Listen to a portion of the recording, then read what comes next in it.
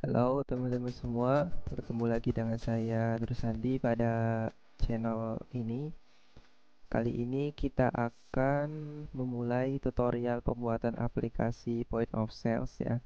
Pada video sebelumnya saya sudah mendemokan aplikasi yang akan kita buat. Nah, jadi pada video kali ini kita akan merancang dulu tuh database-nya, struktur database-nya seperti apa, desainnya seperti apa, terus apa aja tabel-tabel yang kita butuhkan, semuanya akan kita rancang di sini nih. Jadi sebelum kita membuat aplikasi, kita tentuin dulu tuh kebutuhannya apa aja, terus ya kita juga harus fixin misal fiturnya apa aja, terus harus ada apa aja gitu ya. Jadi kita siapin dulu struktur database-nya, desainnya. Nah, setelah itu baru kita mulai coding. Oke, sekarang mulai ya. Nah, kira-kira eh, kebutuhannya apa aja? Nah, pada sebuah aplikasi, terutama point of sales ya, pasti itu ada yang namanya tabel user. Untuk perancangan struktur database-nya saya pakai dbdiagram.io ya. Jadi teman-teman juga bisa pakai ini. Teman-teman tinggal buka situsnya, terus teman-teman juga bisa registrasi atau nggak registrasi juga bisa kalau nggak salah ya. Jadi tinggal buka aja. Nah, misal sekarang saya mau bikin nih ya, new diagram. Oke, udah. Misal saya kasih namanya apa? Misal Tokoku. Nah, jadi di database Tokoku ini misalnya saya anggap ini database. Jadi ada beberapa tabelnya di sini. Yang pertama ada tabel user. Users. Terus di database saya pasti ada tabel yang namanya kategori produk. Terus juga kan point of sale pasti ada tabel produk ya. Jadi sekarang kita bikin semudah mungkin ya untuk dipahami. Semuanya full bahasa Indonesia ya teman-teman. Jadi walaupun saran dari Laravel sendiri seperti ID harus unik. Nah, sekarang kita akan custom si kolom ID itu. Nah, terus untuk nama-nama tabelnya kita bikin pakai bahasa Indonesia aja ya. Nah, terus setelah tabel produk, tabel apa lagi? Misal kita bikin untuk mastering dulu ya. Misal ada mastering kategori, mastering produk, terus ada apa? Misal member ya. Member, terus ada apa lagi? Misal supplier. Nah, nanti kalau ada yang kelewat kita bisa tambahin di video-video ke depan ya. Misal apalagi, misal pengeluaran. Terus ini untuk yang transaksi ya. Ada juga pembelian. Nah, kalau pembelian pasti ada pembelian detail ya. Pembelian detail. Terus ada juga penjualan. Nah, ini juga sama, ada penjualan detailnya. Terus apa lagi nih? Misal tabel setting aja ya. Oke. Jadi kira-kira tabel-tabelnya ini ada tabel user, ada kategori, ada produk, ada member, ada supplier, ada pengeluaran, ada pembelian, pembelian detail, penjualan, penjualan detail, dan setting. Baik, lanjut ya. Sekarang kita coba bikin. Nah, buat teman-teman yang belum pernah pakai dbdiagram.io, nggak apa-apa, ikutin dulu ya. Toh apa sih strukturnya simple lah, gampang gitu.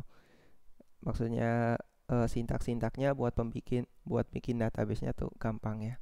Jadi tinggal diikutin aja. Malah kalau kita buka di home-nya nih, udah ada nih sampelnya buat create your diagram.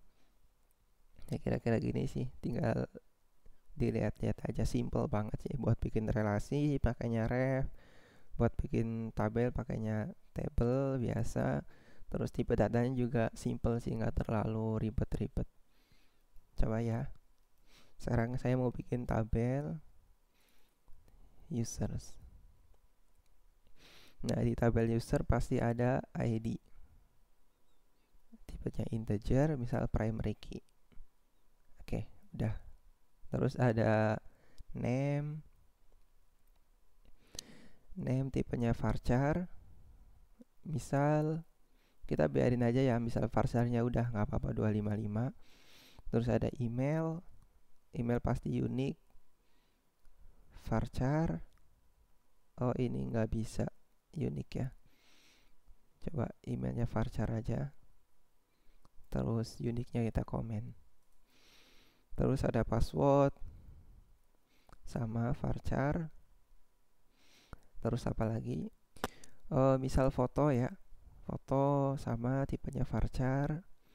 Terus ada juga, nah karena kita di user nanti ada level-levelnya, jadi kita coba bikin yang sederhana aja ya untuk pengaturan levelnya.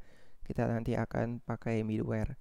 Nah, untuk middleware-nya kita pakai kolom level.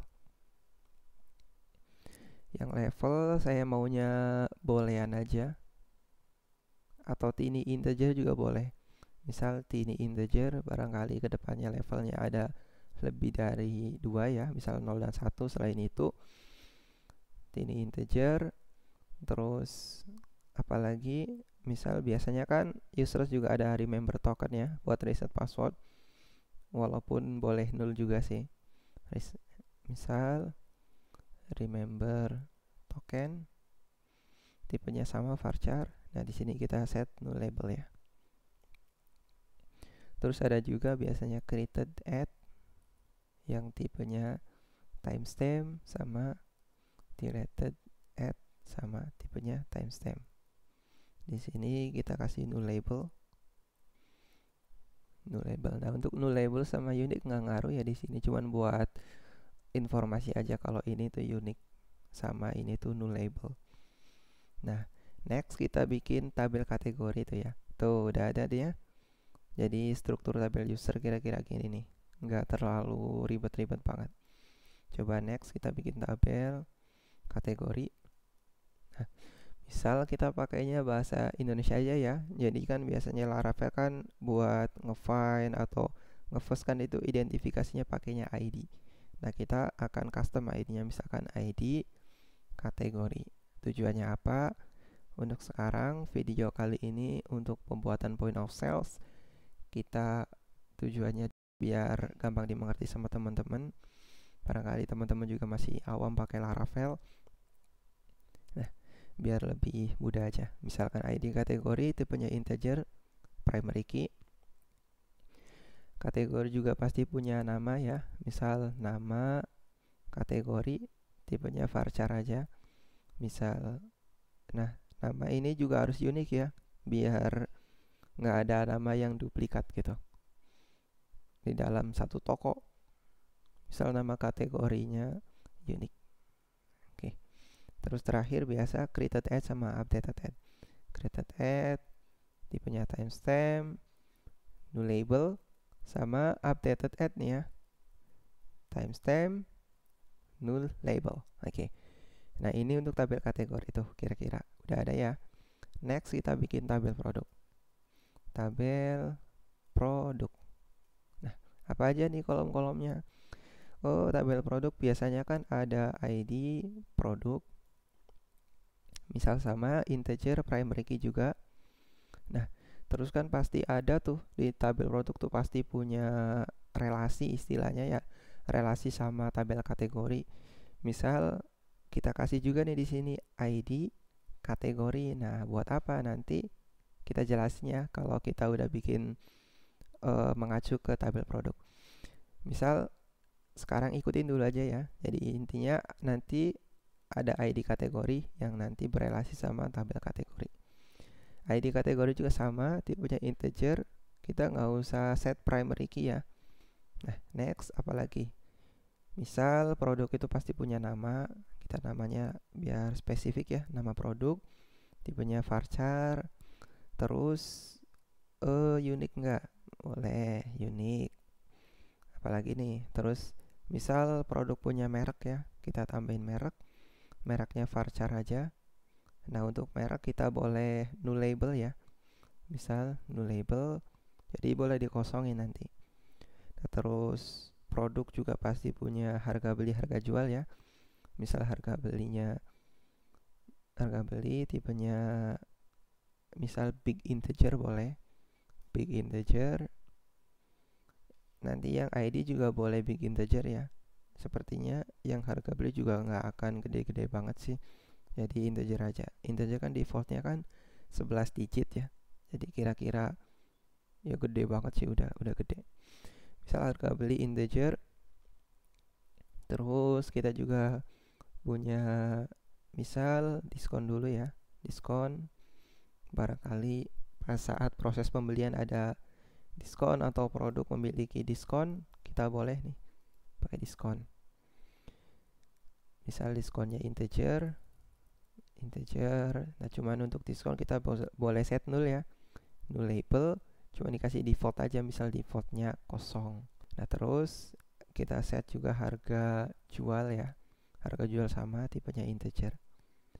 Terus di dalam sebuah produk kan pasti ada stok, misal stok awal, stoknya integer aja, misal kita kasih nilai defaultnya kosong. Nah, terus ada apa lagi? Biasa ya, buat ketika ada perubahan data, buat informasi ya, ketika ada data yang pertama kali dibuat atau insert, ketika perubahan data update, kita tambahin juga timestampnya. Created at, biasa tipenya timestamp biar ringan, null label, sama updated at timestamp, kita set juga null label. Nah, udah ada nih dua maksudnya 3 tabel ya, udah ada 3 tabel yang kita buat. Tabel user, bisa rapiin dulu. Nah, tabel kategori sama tabel produk. Next kita bikin tabel untuk member ya, kira-kira strukturnya seperti apa. Misal tabel member ada apa aja nih, misal dalam member kan pasti punya ID ya, ID member misal, sama integer primary key.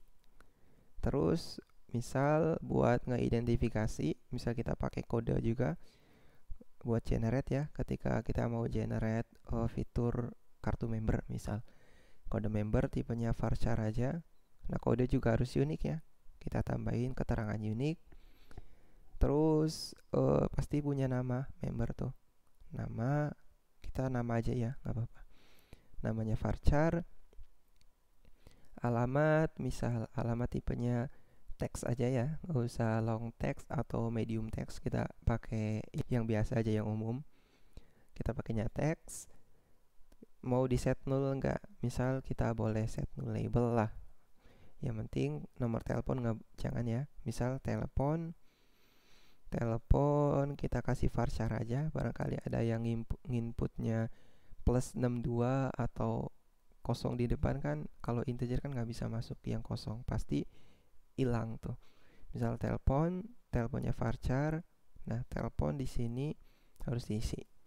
Terus apalagi biasa created at, tipenya timestamp, kita kasih keterangan null label, sama updated at ya, timestamp. Terus kita kasih keterangan juga null label. Nah, itu udah ada tuh tabel member di sini. Atau biar serempak, coba ya, saya di apa namanya, zoom in dulu. Misal user, biar agak enak melihatnya. Ini untuk produk, ini untuk member. Terus misal kategori di sini aja ya, atau member di sini boleh. Nah, Cuman ini nggak otomatis rapi ya teman-teman, jadi harus dirapiin kalau mau enak dilihatnya. Nah, terus ada apa lagi? Misal ini baru 4 tabel ya, masih banyak tuh. Tabel supplier, coba kita bikin lagi tabel supplier. Nah, ada apa aja? Misalkan ID supplier biasa integer primary key. Terus supplier juga pasti punya nama. Misal namanya kita set varchar aja. Terus juga alamatnya sama, teks. Terus misal ini juga boleh null label ya. Terus ada apa lagi? Misal telepon. Oh, sama berarti sama kayak yang member ya. Varchar. Tinggal kita tambahin created at sama timestamp. Kita kasih keterangan null label sama updated at-nya timestamp juga. Kita kasih keterangan null label. Tuh, supplier udah ada ya. Nah, next kita bikin untuk tabel pengeluaran. Misal kita sama keywordnya tabel pengeluaran. Nanti teman-teman yang masih awam banget atau masih asing sama diagram.io tuh ya, diagram.io yang ini, nanti link untuk strukturnya saya share di kolom deskripsi ya. Misal tabel pengeluaran ada apa aja, misal ID pengeluaran, terus tipenya integer biasa primary key. Next, apalagi misal ketika ada pengeluaran, misal ada deskripsi ya, atau jenis pengeluarannya apa, atau keterangannya gitu. Misal deskripsinya boleh panjang, misal teks, nggak boleh null tapi ya. Deskripsi terus misal nominal aja, nominalnya integer. Sama created at, timestamp, label, terakhir updated at, timestamp, null label. Nah, itu masih banyak nih. Coba kita lanjut ke pembelian ya. Nah, di pembelian tabel biasa pembelian. Nah, ada apa aja? Misal tabel pembelian ada ID pembelian sama integer primary key. Terus ada juga pasti ya ID supplier. Suppliernya siapa misal. Sama integer, nggak usah primary key. Terus ada apalagi ketika pembelian itu kan, misal yang ini kan untuk global ya. Nah, untuk detailnya nanti kita pakai tabel bantuan pembelian detail. Nah, misal ID supplier, terus yang global aja, misal total item, misal total itemnya kita set integer. Terus juga ada total harga. Nah, untuk item dan harganya kan detailnya nanti di penjualan detail ya, di pembelian detail, mohon maaf, sama integer.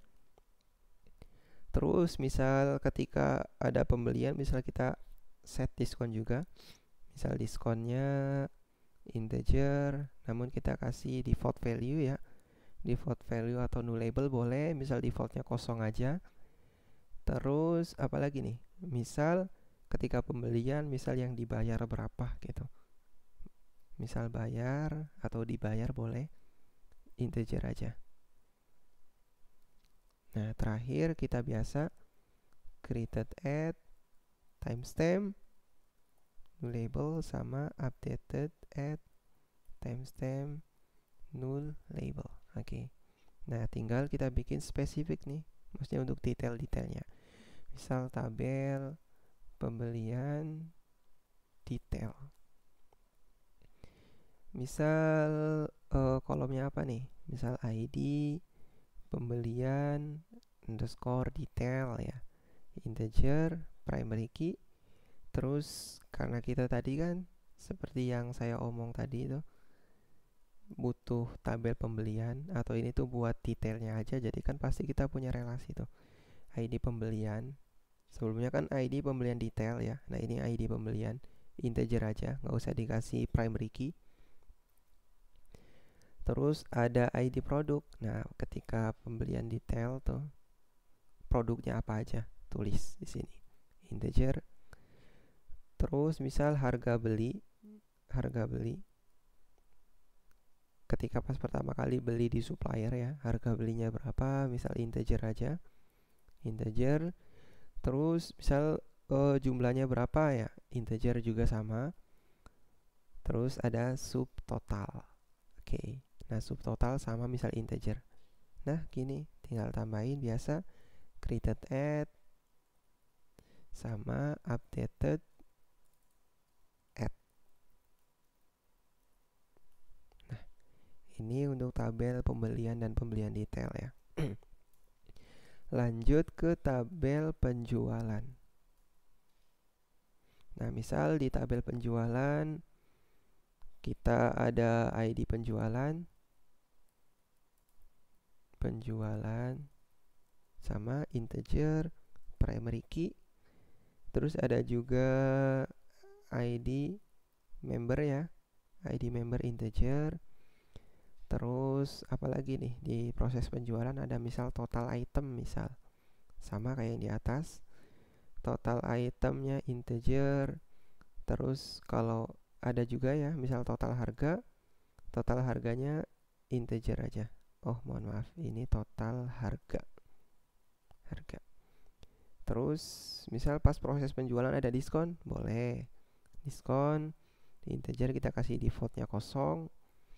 Terus apalagi nih, misal bayar, nah integer kita kasih set default nggak apa-apa. Misal nggak usah, diterima di sini ya, yang diterima. Misal diterima integer juga. Nah untuk nominal yang diterima ketika transaksi, misalkan bayarnya nanti atau apa, jadi kita kasih default 0. Nah tinggal created at atau apalagi nih pas proses penjualannya ini tuh ya, mohon maaf, penjualan karena kita kan ada 2 level ya, ada administrator, ada kasir. Jadi kita coba di sini kasih ID user integer. Tinggal created at timestamp label sama updated at timestamp new label. Oke, coba dilihat lagi nih diagramnya. Udah banyak nih tuh ke bawah ya. Coba kita move dulu ya. Yang pengeluaran kita move ke sini. Yang pembelian juga sama, kita move. Pembelian detail sama yang penjualan juga kita move ke atas. Coba kita perbesar lagi. Nah, kira-kira gini. Misal kita rapikan dulu ya. Oke, udahlah cukup ya. Nanti tinggal dirapiin aja sama teman-teman. Nah, kira-kira gini nih. Terus apa lagi? Penjualan detail belum ya. Misal tabel penjualan detail. Misal tabel penjualan detail ada apa aja nih teman-teman. Misal pasti punya ID ya. Nah kita bisa tulis nih ID penjualan misalkan detail integer juga sama primary key. Terus karena berelasi dengan tabel penjualan kita tulis juga di sini nih ID penjualan sama integer. Terus ada juga ID produk ya, pasti ketika proses penjualan masa yang nggak ada produk gitu. ID produk integer. Next apalagi harga jual ya, ketika transaksi kan harga jual. Nah ketika pembelian itu harga beli. Nah misalnya harga jual kita set integer. Terus apa lagi, misal jumlahnya sama integer. Terus misalkan barangkali ada diskon, bolehlah kita masukkan diskon integer, kita kasih default value nya 0. Terus apalagi kolom apalagi subtotal misalnya, misal integer. Terus terakhir ada created at timestamp null label sama updated at timestamp null label. Nah, terakhir kita bikin nih buat pengaturan. Misal tabel setting. Nah, oke, saya kasih enter dulu ya di bawah biar agak naik.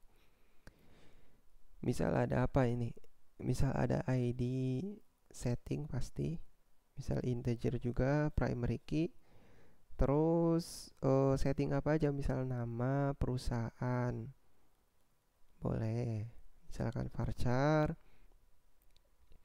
Ada juga misalkan alamat perusahaan, teks aja ya, teks. Boleh null. Yang penting telepon. Nah, telepon kita kasih varchar namun nggak boleh null. Terus apa lagi nih? Misal pet logo. Misal pet logonya varchar, kita boleh null aja ya. Nah, ini pet logo tuh buat nanti di sini nih ya. Di icon tab sama di navbar. Nah, pet logo misal, terus kita juga bisa setting misalkan tipe nota, barangkali mau yang tipe kecil atau besar ya. Untuk tipe nota boleh kita pakainya tiny integer aja ya. Untuk besar maksimal tiny integer itu 127.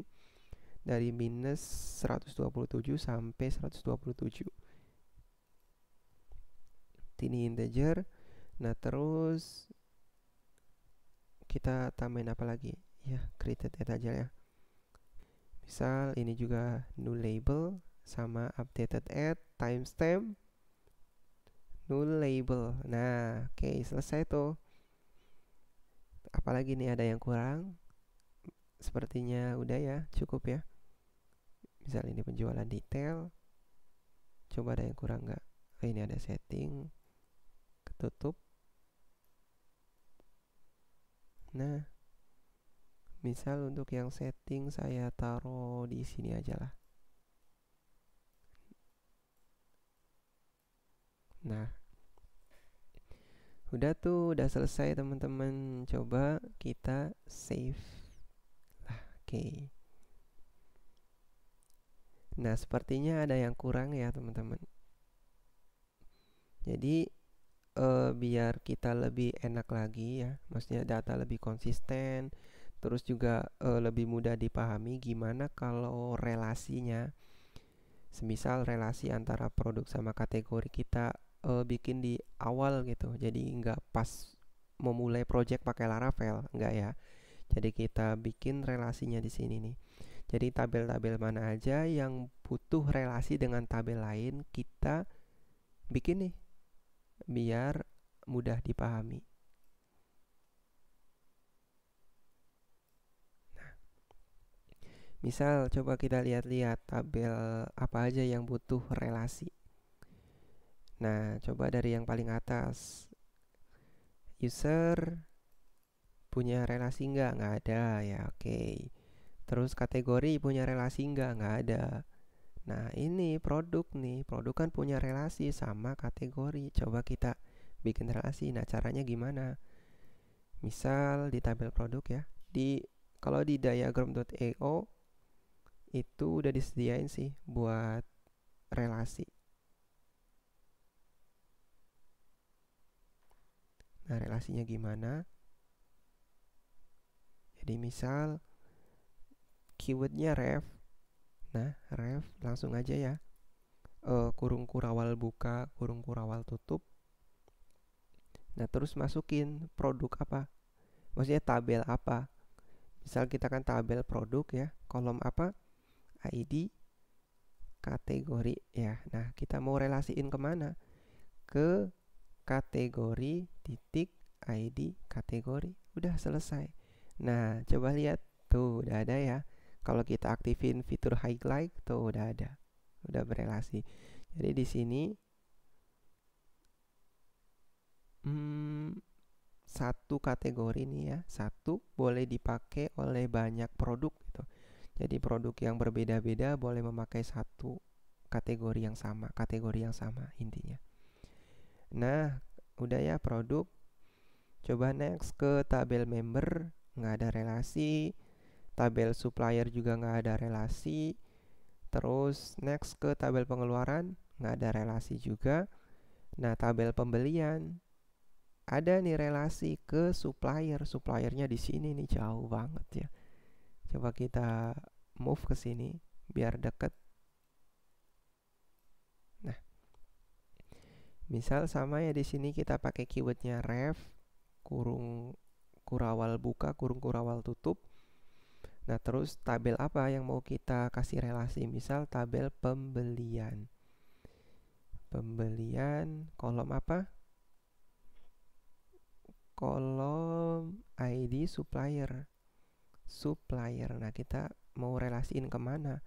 Ke tabel supplier ID supplier. Nah, udah selesai tuh. One to many istilahnya ya. Nah, next ke pembelian detail. Ada relasi nggak? Oh, ada pasti. Kan ID pembelian relasi ke sini, ID produk relasi ke sini nih. Ya. Atau kita boleh move ya.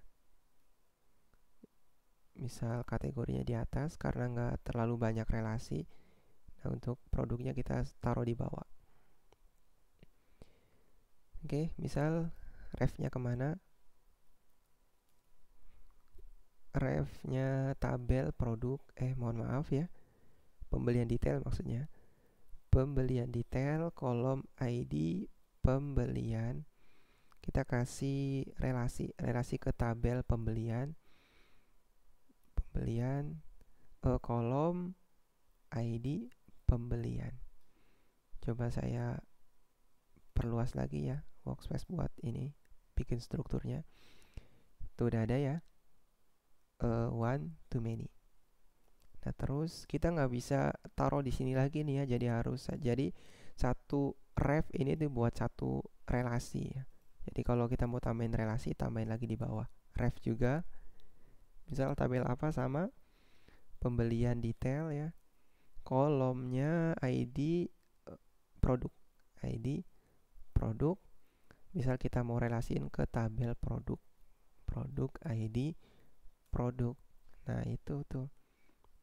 Yang ini tuh. One ya, one to many. Oke. Next, apalagi nih? Tabel penjualan. Penjualan relasi ke tabel member yang ada di sini nih ya. Nanti teman-teman bisa dipahami aja ya. Intinya boleh lihat codingnya atau boleh lihat strukturnya. Yang paling gampang aja untuk dipahami. Teman-teman bisa lihat-lihat. Misal ref, apalagi nih? Ref penjualan. Penjualan titik ID member, kita relasiin ke tabel member. Mohon maaf. Member titik ID member. Oh, ada yang salah nih. Penjualan, oke. Nah, udah nih. Jauh banget ya. Terus misal ini nih, penjualan detail. Kita kasih juga refnya, misal ID penjualan, berarti kan penjualan detail titik ID penjualan. Kita relasiin ke tabel penjualan ya. Penjualan titik ID penjualan. Terus ref juga, ref penjualan detail sama titik ID produk ya. Buat yang ini nih, ID produk, kita ke tabel produk sama ID produk. Selesai tuh buat relasi tuh, yang setting kan nggak ada. Tuh teman-teman, kira-kira gini nih proses pembuatan struktur database ya, struktur database yang maksudnya terdiri dari tabel-tabel ya. Kira-kira tabel yang kita butuhkan tuh ini. Ada user, ada member, ada kategori produk, supplier, ada pengeluaran juga, ada pembelian, penjualan detail, dan setting. Nanti untuk relasinya coba saya rapiin ya. Saya rapiin. Nah, nanti teman-teman yang mau lihat-lihat, nanti saya sertakan link ini nih di kolom deskripsi. Oke, kira-kira tutorial pada video ini itu aja ya. Saya kira cukup ya. Soalnya udah terlalu panjang sepertinya ya, udah setengah jam lebih. Jadi terima kasih buat teman-teman yang masih nonton. Buat teman-teman yang suka boleh di like juga, boleh dibagikan juga, barangkali ada teman-teman yang lain yang mau belajar lagi tentang pemrograman, tentang ini bikin struktur database, boleh di-share ke teman-teman biar teman-teman nggak ketinggalan ketika ada updatean video baru. Teman-teman boleh klik subscribe tombol di bawah ya. Nah, kira-kira gitu. Baik, saya ucapkan terima kasih ya. Nanti kita akan ketemu di video selanjutnya. Bye bye.